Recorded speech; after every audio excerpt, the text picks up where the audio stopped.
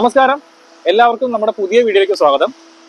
2026 model face lifted Tata Punch EVയുടെ empowered plus S40 kilowatt വരുന്ന വേരിയന്റുമായിട്ടാണ് ഇന്നത്തെ നമ്മുടെ യാത്ര.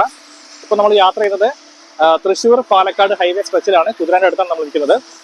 14 ലക്ഷം ഓൺ റോഡ് വില വരുന്ന ഈ ഒരു വാഹനം ഇത് തന്നെയാണോ ഈ ഒരു റേഞ്ചിൽ നമുക്ക് അഫോർഡബിൾ ആയ അല്ലെങ്കിൽ ഏറ്റവും വാല്യൂ ഫോർ മണി ആയിട്ടുള്ള ഒരു EV, അതായത് ഇലക്ട്രിക് കോമ്പാക്ട് SUV, അതോ മറ്റേതെങ്കിലും വാഹനമാണോ? അതുപോലെ 468 കിലോമീറ്റർ റേഞ്ച് പറയുന്ന ഈ വാഹനത്തിന് എത്രത്തോളം റിയൽ വേൾഡ് റേഞ്ച് കിട്ടുന്നുണ്ട് എന്നൊക്കെയാണ് നമ്മൾ ഈ യാത്ര നോക്കാൻ പോകുന്നത്. അപ്പോൾ എല്ലാവർക്കും ഒരിക്കൽ കൂടെ വീഡിയോയിലേക്ക് സ്വാഗതം.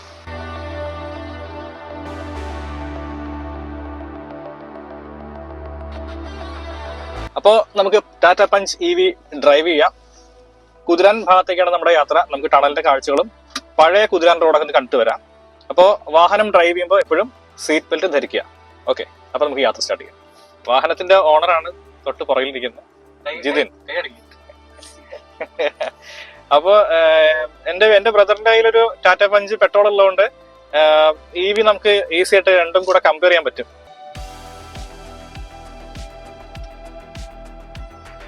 കുതിരാൻ ഉള്ളിലേക്ക് കിടക്കാൻ പോവാണ്.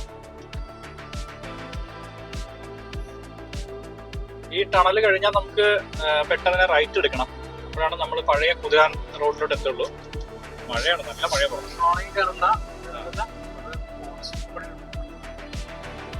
ഇത് കേറാലോ അല്ലേ?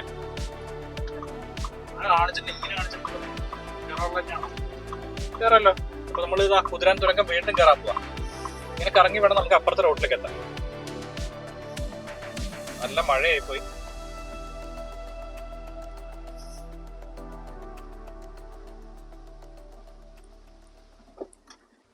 ഓക്കെ, അപ്പൊ നമ്മളിവിടുന്ന് തിരിയാൻ പോവാണ്. അപ്പൊ നമ്മൾ പഴയ കുതിരാമല റോഡിലേക്ക് തിരിയാൻ പോവാണ്. ഇതായിരുന്നു പണ്ടത്തെ റോഡ്.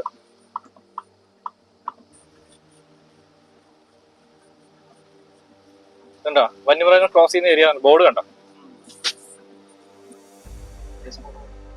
ഇത് പീച്ചി വാഴാനി വന്യജീവി സങ്കേതത്തിന്റെ ഉള്ളിലൂടെ പാസ് ചെയ്യുന്ന ഒരു റോഡാണ്. അപ്പൊ അതുകൊണ്ടാണ് ഈ വഴിക്ക് ആനകള് പാസ് ചെയ്യുന്നുള്ള ബോർഡൊക്കെ വെച്ചിരിക്കാൻ കാരണം വനത്തിനുള്ളിലാണിത്. അവിടെ വീണ്ടും ബോർഡ് ഉണ്ട്.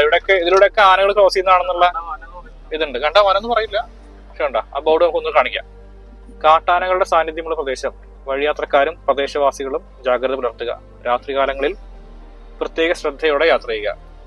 ഇവിടെ വീണ്ടും ബോർഡ് കണ്ട എലിഫന്റ് ക്രോസിംഗ്. പക്ഷെ ഇത് കണ്ടാൽ നമുക്ക് എലിഫന്റ് ക്രോസിംഗ് ആയിട്ടുള്ള ഏരിയ ആണ് തോന്നില്ല കേട്ടോ. രണ്ട് സൈഡും വീടും പുഴയൊക്കെയാണ്. ഇവിടെ എന്തൊക്കെ കുറച്ച് സ്ഥാപനങ്ങളൊക്കെ ഉണ്ട്. അപ്പൊ ഇതിലൂടെ ആനകൾ പാസ് ചെയ്യുന്ന വഴിയാണെന്ന് വിശ്വസിക്കാൻ കുറച്ച് പ്രയാസമാണ്. ഇവിടെയൊക്കെ കുറച്ചൊരു കാടിന്റെ ഫീൽ ഉണ്ട്. കണ്ടോ, ഇത്ര മരങ്ങളൊക്കെ വന്നു. വീണ്ടും അവിടെ ബോർഡ് ഉണ്ട്, ബോർഡ് കാണാം. ആനകളുടെ സഞ്ചാര മേഖല എന്നുള്ള ബോർഡൊക്കെ ഉണ്ട്. ഫ്രണ്ടിൽ 2 പ്രദേശവാസികൾ പോകുന്നുണ്ട്. അവർ എന്ത് വിശ്വസിച്ചിട്ടാണ് പോകുന്ന അറിയില്ല. നമുക്കൊന്ന് ഹോൺ അടിച്ചേക്കാം. വണ്ടി EV ആയതുകൊണ്ട് ഹോൺ അടിക്കണം. ഇവിടെ ശരിക്കും വനത്തിന്റെ ഒരു ഫീലായി അല്ലേ? വീണ്ടും എലിഫന്റ് ക്രോസിംഗ് ബോർഡ് ഉണ്ട്. ഇതാണ് ശ്രീധർമ്മശാസ്ത്ര ക്ഷേത്രം.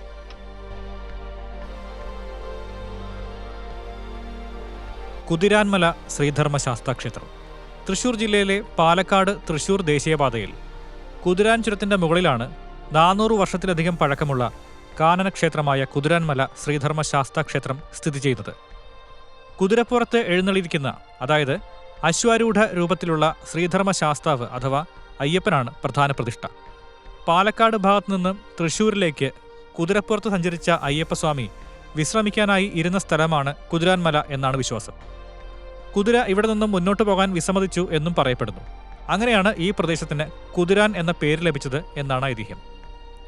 ഈ വഴി കടന്നുപോകുന്ന എല്ലാ വാഹന ഡ്രൈവർമാരും അപകടരഹിതമായ യാത്രയ്ക്കായി ഇവിടെ തൊഴുതു പ്രാർത്ഥിച്ചും വഴിപാടുകൾ കഴിച്ചുമാണ് മുന്നോട്ട് പോയിരുന്നത്. ശാസ്താവിന് മുന്നിൽ തേങ്ങയടിക്കുന്നത് ഇവിടുത്തെ ഏറ്റവും പ്രധാനപ്പെട്ട വഴിപാടാണ്. യാത്രയിലെ തടസ്സങ്ങൾ മാറാൻ ആളുകൾ ഇവിടെ ഇന്നും തേങ്ങയടിക്കുന്നു. മുൻപ് ഈ വളവും ചുരവും വളരെ അപകടം പിടിച്ചതായിരുന്നു. കുതിരാൻ തുരങ്കം വരുന്നതിന് മുൻപ് ദേശീയപാത പൂർണ്ണമായും ക്ഷേത്രത്തിന് മുന്നിലൂടെയായിരുന്നു. കുതിരാൻമലക്കാട്ടിലെ പുരാതന ക്ഷേത്രത്തിൽ നിന്നും ഞങ്ങൾ യാത്ര തുടർന്നു.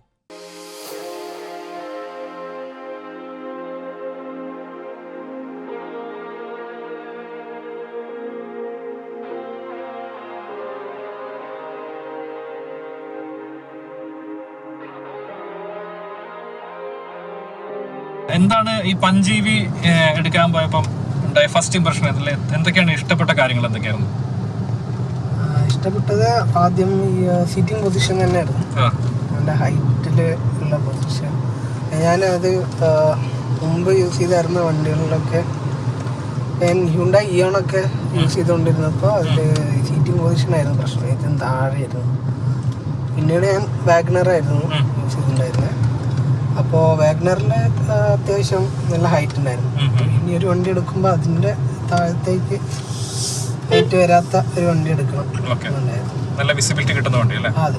പിന്നെ EVയിൽ നമുക്ക് വേറെ ഓപ്ഷൻസ് ഇല്ലല്ലോ. ടിയാഗോ നോക്കി അത് സീറ്റിംഗ് പൊസിഷൻ കുറച്ച് താഴെ തന്നെയാണ്. പിന്നെയുള്ളത് നെക്സോണും പഞ്ചും തന്നെയാണ്. നെക്സോൺ എന്ന് പറയുമ്പോൾ അത് നെക്സ്റ്റ് സെഗ്മെന്റിലേക്ക് പോയി. പിന്നെ പഞ്ച് തന്നെയാണ് ഒരു ഓപ്ഷൻ. ഈ 14 ലക്ഷം രൂപയാണല്ലോ ഓൺ റോഡ് ആയത്. അതെ. എത്രയായിരുന്നു അതിന്റെ ആദ്യത്തെ പ്രൈസ്? ഈ പ്രൈസ് ഹൈക്കൊക്കെ ബാധിച്ചിരുന്നോ? അതെ, ആദ്യത്തെ പ്രൈസ് എനിക്ക് ഓൺ റോഡ് തന്നിട്ടുണ്ടായിരുന്നത് 1395 പിന്നീട് അത് ഒരു മാസം കഴിഞ്ഞപ്പോൾ ഒരു പ്രൈസ് ഹൈക്ക് വന്നെന്ന് പറഞ്ഞിട്ട് ഒരു 20,000 കൂടെ എക്സ്ട്രാ പറഞ്ഞു. പിന്നെ അതിൽ കുറച്ച് ഡിസ്കൗണ്ട് ഒക്കെ തന്നു. പക്ഷെ എന്നാലും അന്ന് പറഞ്ഞതിനൊക്കെ കൂടുതൽ എമൗണ്ട് മേടിച്ചു. 14 ലക്ഷം രൂപയ്ക്ക് പഞ്ച് EV വർത്താണെന്ന് വെച്ചാൽ എന്ത് പറയും? 14 ലക്ഷം രൂപയ്ക്കുള്ള ഫീച്ചേഴ്സൊക്കെ ഈ വണ്ടിയിലുണ്ട്. പിന്നെ ഈ സെഗ്മെന്റിൽ ഇനിയിപ്പോൾ വേറെ വണ്ടി ഇല്ലല്ലോ. പിന്നെ ഈ ഒരു കോമ്പാക്ട് സൈസും പിന്നെ നമുക്ക് അത്യാവശ്യം ഹാൻഡ്ലിംഗ് എല്ലാം നന്നായിട്ട് ഫീച്ചേഴ്സൊക്കെ വരുന്ന വണ്ടി. ഫീച്ചേഴ്സും ഇത്രയും ഫീച്ചേഴ്സും ഉണ്ട്. അതായത് സൺറൂഫ്, വോയിസ് അസിസ്റ്റ്, അതുപോലെ നമുക്ക് ക്രൂയിസ് കൺട്രോള്, അങ്ങനെ വെന്റിലേറ്റഡ് സീറ്റ്സ് ഉണ്ട്.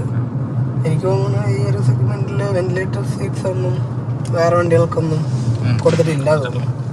അതുപോലെ പാഡൽ ഷിഫ്റ്റേഴ്സ് വന്നിട്ടുണ്ടല്ലോ, റീജിയൻ ബ്രേക്ക്. അത് നല്ല ഹെൽപ്ഫുൾ ആയിട്ടുള്ളൊരു കാര്യമാണ്. കാരണം എന്താ വെച്ചാൽ നമുക്ക് ബ്രേക്കിന് പകരമായിട്ട് യൂസ് ചെയ്യാം. പക്ഷെ നമ്മൾ നേരത്തെ പ്ലാൻ ചെയ്തിട്ട് യൂസ് ചെയ്യണം. ഒരു സഡൻ ആയിട്ടുള്ള ഒരു ഇതിൽ നമുക്ക് യൂസ് ആവില്ല. നമുക്ക് കുറച്ച് സ്ലോ ഡൗൺ ചെയ്യണമെങ്കിൽ റീജിയൻ സെക്കൻഡിലേക്കോ ഫസ്റ്റിലേക്കോ ഇട്ടിട്ട് കഴിഞ്ഞാൽ കുറച്ചുകൂടെ സ്ലോ ഡൗൺ ചെയ്യാം. നമുക്ക് ബ്രേക്ക് ചെയ്യുന്ന ഒരു എഫക്റ്റ് കിട്ടണമെങ്കിൽ നമ്മളിതാ തേർഡിലേക്ക് റീജിയൻ ഇട്ട് കഴിഞ്ഞാൽ നമ്മൾ ബ്രേക്ക് ചെയ്യുന്ന ഒരു എഫക്റ്റ് കിട്ടും. ചാർജും കയറും, വണ്ടി സ്റ്റോപ്പ് ആവും. ഇപ്പം നമ്മൾ ഇന്ന് സ്റ്റാർട്ട് ചെയ്തപ്പം ഏകദേശം 300 മുകളിൽ ഉണ്ടായിരുന്നല്ലോ, റേഞ്ച് ഉണ്ടായിരുന്നല്ലോ. ഇപ്പം എത്ര ശതമാനം ഉണ്ടായിരുന്നു ബാറ്ററി?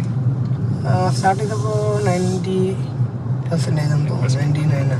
ഇത് പുറത്ത് ചാർജ് ചെയ്തിട്ടില്ലല്ലോ? ഇല്ല, ഹോം ചാർജിങ് ആണ് ഇത്രയും ദിവസമായിട്ട് ചെയ്തിട്ടില്ലല്ലോ. അപ്പം നമ്മുടെ ഹോം ചാർജറിൽ എങ്ങനെയുണ്ട്? ഹോം ചാർജറിൽ നമ്മൾ യൂസ് ചെയ്യണ ഇപ്പം ഞാനൊരു 50% താഴേക്ക് ഇതുവരെ ഇറങ്ങിയിട്ടില്ല. ഞാനൊരു ദിവസം ഇങ്ങനെ പോയൊരു 150 കിലോമീറ്റേഴ്സ് ഓടുകയും ചെയ്യും. അപ്പോൾ ഏകദേശം ഒരു 4.5 hours മാക്സിമം 5 hours ഉള്ളിൽ ഫുൾ ചാർജ് ആവാറുണ്ട്. അപ്പോൾ വീട്ടുകാരെ സംബന്ധിച്ച് ഈ വണ്ടി എങ്ങനെ ഉണ്ടായിരുന്നു? കംഫർട്ട് ആയിരുന്നോ? ഞാൻ വണ്ടി നോക്കാൻ പോയ സമയത്ത് അവരൊന്ന് ഉള്ളിൽ കയറിയിരുന്നു അല്ലാതെ നമുക്ക് ഡ്രൈവ് ചെയ്യാനുള്ള ഒരു സൗകര്യം ഒന്നും കിട്ടിയിട്ടുണ്ടായിരുന്നില്ല.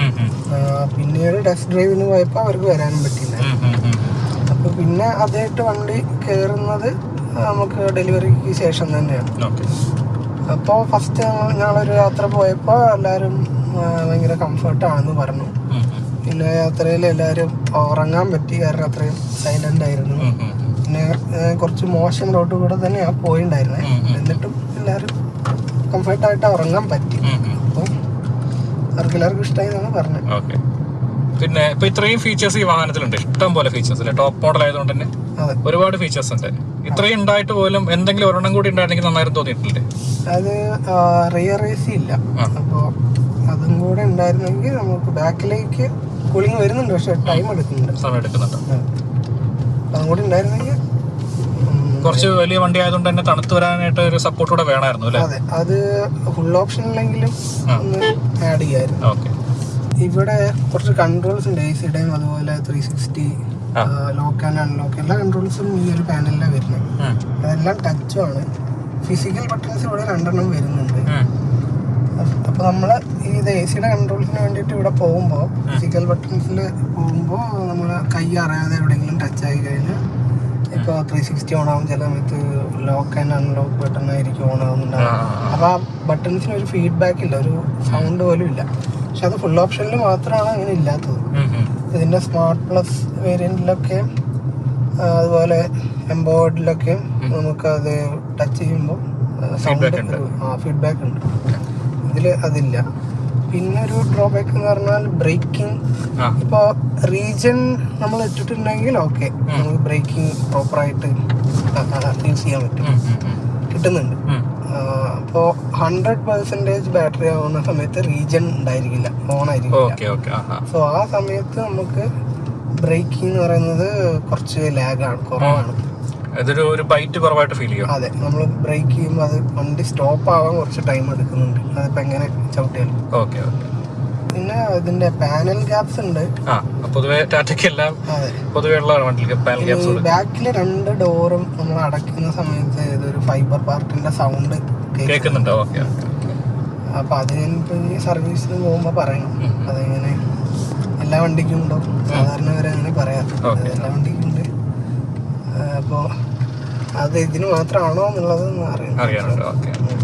പിന്നെ എനിക്ക് പേഴ്സണലി തോന്നിയിട്ടുള്ളത്, ഇപ്പൊ പഞ്ച് ഓടിക്കുമ്പോൾ എത്ര സ്പീഡിൽ വന്നാലും ഒരു വളവ് നമുക്ക് നല്ല കോൺഫിഡന്റ് ആയിട്ട് തിരിക്കാനും പറ്റും. അപ്പൊ അതേ ഫീല് ചിലപ്പോൾ അതിനേക്കാളും കൂടുതൽ നമുക്ക് ഈ വണ്ടി തോന്നാൻ ചാൻസ് ഉണ്ട്. അങ്ങനെ തോന്നിയിട്ടുണ്ടോ?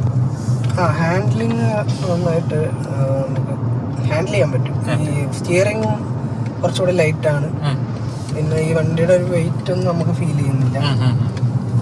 പിന്നെ അതപ്പോൾ ഈ ടേണിംഗ് ആയിട്ട് എടുക്കുമ്പോൾ നന്നായിട്ട് റെസ്പോൺസ് ഉണ്ട്, കിട്ടുന്നുണ്ട്. ഈ സ്റ്റിയറിംഗ് റെസ്പോൺസ് നന്നായിട്ട് കിട്ടുന്നുണ്ട്. അതുകൊണ്ട് നമുക്ക് സ്പീഡ് എടുക്കാൻ പേടിക്കേണ്ട ആവശ്യമില്ല. ടോപ്പ് സ്പീഡ് പോയി നോക്കിയാണോ? ടോപ്പ് സ്പീഡ് പോയി നോക്കിയിട്ടില്ല, ഒരു 85 വരെയാണ് ഞാൻ കയറി നോക്കിയിട്ടുള്ളത്.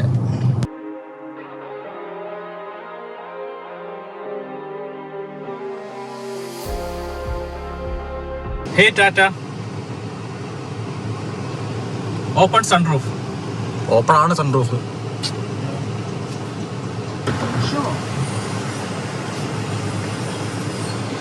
ഓക്കെ, പോയാലോ?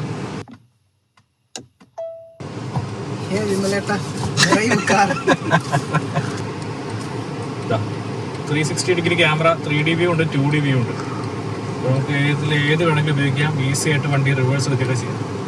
ടെക്നോളജി വളർന്നുകൊണ്ടിരിക്കുമ്പോൾ സൗകര്യങ്ങൾ കൂടിക്കൂടി വരികയാണ്.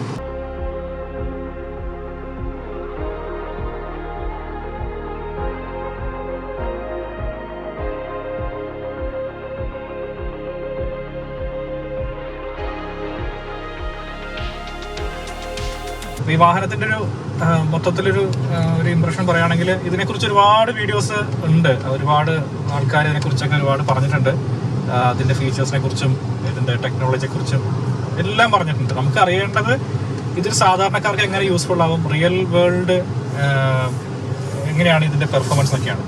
ഇതൊരു 129 PS പവർ ഉൽപ്പാദിപ്പിക്കുന്ന ഒരു മോട്ടറാണ് ഇതിനുള്ളത്. പക്ഷെ ഇതിന്റെ ടോർക്കിൽ നല്ലൊരു വ്യത്യാസം വരുത്തിയിട്ടുണ്ട്. അതുകൊണ്ട് നമുക്കൊരു ഭീകരമായൊരു ലോഞ്ചിങ് നമുക്ക് അങ്ങനെ ഫീൽ ചെയ്യില്ല. ഒരു വളരെ സെറ്റിൽഡ് ആയിട്ടുള്ള ഒരു മൂവ്മെന്റ് ആണ് വണ്ടിക്കുള്ളത്. പിന്നെ നെക്സൺ ഓടിക്കുന്ന സമയത്ത് നമ്മൾ ത്രോട്ടിൽ കൊടുക്കുമ്പോൾ അങ്ങോട്ട് വലിച്ച് കയറി അങ്ങ് കുതിച്ച് പായുന്നൊരു ഫീൽ ആയിരുന്നെങ്കിലും ഇതിനങ്ങനെയല്ല. ഇതിനൊരു വളരെ ജെന്റിലായിട്ടുള്ളൊരു ഒരു റെസ്പോൺസാണ്. അതുകൊണ്ട് നമുക്ക് ഒട്ടും പേടിയില്ലാതെ ഓടിക്കാം. മറ്റേത് നമുക്ക് എത്ര കുത്തന കയറ്റത്തിലും കാലെടുത്തു കഴിഞ്ഞാൽ വേഗം നമ്മളെ വലിച്ചുകൊണ്ട് കയറുന്ന ഫീലൊക്കെ ഉണ്ടായിരുന്നു. ഇത് പക്ഷെ നമ്മൾ ജസ്റ്റ് കാലെടുത്താൽ വണ്ടി പതുക്കെ ഉരുണ്ടങ്ങനെ പോകുന്നൊരു ഫീൽ തന്നെയാണ്. അപ്പോൾ ആ കാര്യത്തിൽ വണ്ടി പവർഫുള്ളാണ്. പക്ഷെ നമുക്കത് നമ്മളെ ഒട്ടും നമുക്കൊരു സേഫ്റ്റി കുറവാണ്, അല്ലെങ്കിൽ നമുക്ക് നമ്മളെ പെട്ടെന്ന് പേടിപ്പിക്കുന്ന രീതിയിലുള്ള പവർ ഡെലിവറി ഒന്നും വണ്ടിക്കില്ല. പിന്നെ നമ്മൾ മൈലേജിനെ കുറിച്ച് പറഞ്ഞല്ലോ, 468 കിലോമീറ്റർ ആണ് ഇതിന്റെ കമ്പനി പറയുന്ന ക്ലെയിംഡ് മൈലേജെങ്കിൽ നമുക്ക് റിയൽ വേൾഡിൽ ഒരു 390 വരെയൊക്കെയാണ് നമുക്ക് കിട്ടുന്നത്. പിന്നെ നമുക്ക് ഇപ്പോൾ ഒരു EV ഓടിക്കുമ്പോൾ അതിന് ഒരുപാട് കാര്യങ്ങൾ, നമ്മൾ ഈ ത്രോട്ടിൽ കൊടുക്കുന്ന രീതികളൊക്കെ കുറച്ചൊന്ന് കൺട്രോൾ ചെയ്ത് ഓടിച്ചു കഴിഞ്ഞാൽ നമുക്ക് നല്ല രീതിയിലുള്ള മൈലേജ് വാഹനത്തിന് കിട്ടും. ഈ പറഞ്ഞ പോലെ ഈ റീജൻ ഓപ്ഷനൊക്കെ നമ്മൾ വേണ്ട വിധത്തിൽ ഉപയോഗിച്ച് പോവുകയാണെങ്കിൽ നല്ല റേഞ്ച് കിട്ടും വാഹനത്തിന്. ഇപ്പം ഇതിൽ നമ്മൾ വണ്ടി ഓടിച്ചു പോകുമ്പോൾ ആവറേജ് എനർജി കൺസംഷൻ കാണിക്കുന്നുണ്ട്. അതിൽ 128 വാട്ട്സ് പെർ കിലോമീറ്റർ എന്നാണ് അതിൻ്റെ ഇപ്പോഴത്തെ ഒരു രീതി. അതായത് 12 കിലോ വാട്ട് 100 കിലോമീറ്റർ ഓടാൻ 12.8 കിലോ വാട്ട് പവർ ഈ വാഹനം മോട്ടറിൽ നിന്നും എടുക്കും എന്നാണ് കാണിക്കുന്നത്. അപ്പോൾ ഈ 128 എന്നുള്ള ആ പോയിന്റ് നമ്മൾ എത്രത്തോളം കുറച്ച് വരുന്നോ അത്രത്തോളം വാഹനം എഫിഷ്യൻ്റ് ആയി വരുന്നതാണ് ഈ ഇലക്ട്രിക് വാഹനങ്ങളുടെ ഒരു ഡ്രൈവിങ്ങിൻ്റെ പ്രത്യേകത. നമുക്ക് ആദ്യം കുറച്ച് സമയം എടുക്കും നമ്മൾ ഈ വാഹനത്തിൻ്റെ ഡ്രൈവിംഗ് സ്റ്റൈലുമായിട്ടൊന്ന് പൊരുത്തപ്പെട്ട് വരാൻ വേണ്ടി. അത് വന്നു കഴിഞ്ഞാൽ നമുക്ക് ഈ എനർജി കൺസപ്ഷൻ നോക്കിയിട്ട് അത് അഡ്ജസ്റ്റ് ചെയ്ത് നമുക്ക് വാഹനം നല്ല എഫിഷ്യൻ്റ് ആയിട്ട് ഓടിക്കാൻ പറ്റും. പിന്നെ പഞ്ചിൻ്റെ ഓൾറെഡി ഒരു പെട്രോൾ പഞ്ച് വീട്ടിലുള്ളതുകൊണ്ട് അതിൻ്റെ ഒരു ഇൻറ്റീരിയറുമായിട്ട് താരതമ്യപ്പെടുത്തി നോക്കിക്കഴിഞ്ഞാൽ ഇത് ടോപ്പ് മോഡൽ ആയതുകൊണ്ടായിരിക്കാം നല്ല ഒരു വളരെ പ്ലസൻ്റ് ആയിട്ടുള്ള ഇൻറ്റീരിയർ ആയിട്ട് ഫീൽ ചെയ്യുന്നുണ്ട്. പ്രത്യേകിച്ച് ഈ ഒരു വൈറ്റ് കളറിലുള്ള ഈ ഒരു ടെക്സ്ചർ എനിക്ക് ഭയങ്കരമായിട്ട് ഇഷ്ടപ്പെട്ടു. കുത്തായിട്ടൊക്കെ കാണാം. എനിക്ക് ഈ ഒരു സാധനമാണ് ഏറ്റവും ഇഷ്ടമായത്. അത് എല്ലാവർക്കും ഇഷ്ടമാവുമെന്ന് അറിയില്ല. ഈ ഒരു മെറ്റീരിയൽ ഈ ഫ്രണ്ട് ഡാഷ്ബോർഡിൻ്റെ ഫ്രണ്ടിലും ഡോറിൻ്റെ സൈഡിലും നമുക്ക് കാണാൻ പറ്റും. ഡോറിൻ്റെ കൈ വെക്കുന്ന ഒരു പോർഷനിൽ കാണാൻ പറ്റും. അത് നന്നായിട്ട് എനിക്ക് ഇഷ്ടപ്പെട്ടു. ഞാൻ പ്രത്യേകം പറയാറുണ്ട്, എപ്പോഴും ഒരു വാഹനത്തിൻ്റെ നമ്മുടെ ഒരു ഇനീഷ്യൽ ഫീൽ വരുന്ന സാധനം ഈ സ്റ്റിയറിംഗ് വീലാണ്. എനിക്ക് പ്രത്യേകിച്ച് ഹ്യുണ്ടായി വണ്ടികളുടെ സ്റ്റിയറിംഗ് ഭയങ്കര ഇഷ്ടമാണ്. അപ്പോൾ ഏതാണ്ട് ആ ഒരു നിലവാരത്തിലേക്ക് ഇപ്പോൾ ടാറ്റയുടെ വണ്ടികളുടെ സ്റ്റിയറിംഗ് വന്നുകൊണ്ടിരിക്കുകയാണ്. കാണാം ഒരു 2 സ്പോക്ക് സ്റ്റിയറിംഗ് വീലാണ്. പക്ഷേ എനിക്ക് ഇഷ്ടപ്പെടാത്തൊരു കാര്യം സംഭവിച്ചെന്ന് വെച്ചാൽ ടാറ്റ വണ്ടികളുടെ സ്റ്റിയറിംഗിൽ ഉള്ള ഹോണ് അടിക്കാൻ എളുപ്പമായിരുന്നു. ഇങ്ങനെ ഈ വിരൽ കൊണ്ട് നമുക്ക് അടിക്കാൻ പറ്റുമായിരുന്നു. പക്ഷേ ഇപ്പോൾ ഇതിൻ്റെ ഹോണിൻ്റെ പൊസിഷൻ മാറ്റി ഇങ്ങോട്ടാക്കി. ഇതൊക്കെ ഒരു പ്രീമിയം ഫീലൊക്കെ ഉണ്ട്. പക്ഷേ അടിക്കണമെങ്കിൽ കൈ ഇവിടെ നിന്ന് എടുത്ത് ഇങ്ങനെ അടിക്കേണ്ടി വരും. ഓൾറെഡി നമുക്കൊരു പഞ്ചുള്ളതുകൊണ്ട് ആ പഞ്ചിൻ്റെ സീറ്റോട്ട് വെച്ച് നോക്കുമ്പോൾ കാര്യമായിട്ട് വലിയ വ്യത്യാസമൊന്നുമില്ല. പിന്നെ ടോപ്പ് മോഡൽ ആയതുകൊണ്ട് ആ മെറ്റീരിയലിൻ്റെ വ്യത്യാസം ഒക്കെ ഇതിൽ കാണുന്നുണ്ട്. കളറിൻ്റെ വ്യത്യാസമുണ്ട്. എനിക്ക് പൊതുവേ സൺറൂഫ് പേഴ്സണലി ഇഷ്ടമാണ്. കാരണം നമുക്കൊരു ഓപ്പൺ റൂഫ് ഫീൽ വരുന്നൊരു സാധനം ആയതുകൊണ്ട് എനിക്ക് ലോങ് യാത്ര ചെയ്യുമ്പോൾ സൺറൂഫ് ഉള്ളത് വലിയ ഇഷ്ടമൊക്കെ തന്നെയാണ്. പക്ഷെ ചില ആൾക്കാർ സൺറൂഫിൻ്റെ മുകളിൽ കൂടെ കുട്ടികളെ ഇങ്ങനെ നിർത്തി പോകുന്ന കണ്ടിട്ടുണ്ട്. അപ്പോൾ അങ്ങനെ ചെയ്യുന്നവരോട് പറയാനുള്ളത് സൺറൂഫ് അതിനുള്ളതല്ല. ദയവ് ചെയ്ത് അങ്ങനെ ചെയ്യരുത്. അങ്ങനെ ചെയ്തിട്ട് ഒരുപാട് അപകടങ്ങൾ സംഭവിക്കുന്ന വീഡിയോ നമ്മൾ കണ്ടിട്ടുള്ളതാണ്. സൺറൂഫ് ഉള്ള വാഹനങ്ങൾ ഉപയോഗിക്കുന്നത് ഒരിക്കലും കുട്ടികളെ കയറ്റി നിർത്തരുത്. അത് അതിനുള്ളതല്ല എന്ന് ആദ്യം മനസ്സിലാക്കും. പഞ്ചിൻ്റെ പ്രത്യേകത, നമുക്ക് എത്ര സ്പീഡിൽ വന്നാലും ഒരു വളവ് വളയുമ്പോൾ ഒരു പേടിയും പേടിക്കാതെ നമുക്ക് വളരെ കോൺഫിഡൻ്റ് ആയിട്ട് വളയ്ക്കാൻ പറ്റും. അങ്ങനെയുള്ളൊരു ഹാൻഡ്ലിംഗ് ക്വാളിറ്റി, അതാണ് പഞ്ചിൻ്റെ ഏറ്റവും എടുത്തു പറയേണ്ട പരിപാടി. പിന്നെ ഇതിൽ 6 എയർ ബാഗ്സ് ഇപ്പോൾ സ്റ്റാൻഡേർഡ് ആയിട്ട് വരുന്നതുകൊണ്ട് സേഫ്റ്റിയുടെ കാര്യത്തിലും ഒന്നും പേടിക്കാനില്ല. 5 സ്റ്റാർ ക്രാഷ് ടെസ്റ്റ് റേറ്റിംഗ് ഉള്ള വാഹനമായതുകൊണ്ട് വളരെ സേഫ് ആണെന്ന് പറയാം. ഇലക്ട്രിക് വണ്ടി ആയതുകൊണ്ട് തന്നെ സ്വാഭാവികമായിട്ടും ഇതിന് എഞ്ചിൻ ഇല്ലാത്തതുകൊണ്ട് എഞ്ചിൻ നോയ്സ് ഇല്ല. മറ്റ് ശബ്ദങ്ങളൊന്നും തന്നെ ഇല്ല. ആകെപ്പാടുള്ളത് ഇതിൻ്റെ AC-യുടെ ബ്ലോവറിൻ്റെ സൗണ്ടും ടയർ നോയ്സ് മാത്രമേ കാര്യമായിട്ട് കേൾക്കാനുള്ളൂ. ചിലപ്പോൾ ഇതിന് എഞ്ചിൻ്റെ അങ്ങനത്തെ മറ്റ് ശബ്ദങ്ങളും ഇല്ലാത്തത് കൊണ്ട് ടയർ നോയ്സ് കുറച്ച് കൂടുതൽ നമുക്ക് കേൾക്കാൻ പറ്റും എന്ന് മാത്രമേ ഉള്ളൂ. അല്ലാതെ വേറെ പ്രത്യേകിച്ച് അങ്ങനെ വലിയ ശബ്ദമൊന്നുമില്ല. പിന്നെ നമുക്ക് വാഹനം പുറകിൽ ഉണ്ടെന്നുള്ളത് മറ്റുള്ളവർക്ക് അറിയാൻ യാതൊരു മാർഗ്ഗമില്ല. അത്രയും സൈലൻ്റ് ആണ്. അതുകൊണ്ട് നമുക്ക് ഹോൺ കുറച്ച് കൂടുതൽ യൂസ് ചെയ്യേണ്ടി വരും. ഇപ്പം തന്നെ നമ്മളൊരാളവിടെ പുള്ളി പുറകെ തിരിഞ്ഞ് നോക്കിയപ്പോൾ നമ്മുടെ വണ്ടി കണ്ടത്. അപ്പോൾ അങ്ങനെ ഒരു പ്രശ്നമുണ്ട്. ഇപ്പോൾ നല്ല ടൈറ്റ് ട്രാഫിക്കിൽ ഒരുപാട് ആൾക്കാർ നടന്നു പോകുന്ന ട്രാഫിക്കിലൊക്കെ നമുക്ക് ഹോൺ അടിച്ച് തന്നെ പോകേണ്ടി വരും. അപ്പോൾ ഫസ്റ്റ് സർവീസ് കഴിഞ്ഞിട്ട് നമുക്ക് ഒരു ലോങ് ട്രിപ്പ് പോവാം. ആ ട്രിപ്പിൽ നമുക്ക് സർവീസ് ക്വാളിറ്റി, മെയിൻ്റനൻസ് ക്വാളിറ്റി, പിന്നെ പുറത്തുള്ള ഫാസ്റ്റ് ചാർജിങ്ങിൻ്റെ കാര്യങ്ങൾ അതൊക്കെ നമുക്ക് വിശദമായിട്ട് അന്ന് കാണാം. അപ്പോൾ ഒരു നല്ലൊരു ട്രാവൽ കണ്ടന്റ് നമുക്ക് ചെയ്യാം. പല ടെറൈനിൽ വണ്ടി എങ്ങനെ പോകുന്നു, ഇതിൻ്റെ ഹൈവേയിൽ എങ്ങനെയാണ് പെർഫോമൻസ് ഒക്കെ നമുക്ക് കൂടുതലായിട്ട് ആ വീഡിയോയിൽ അറിയാം.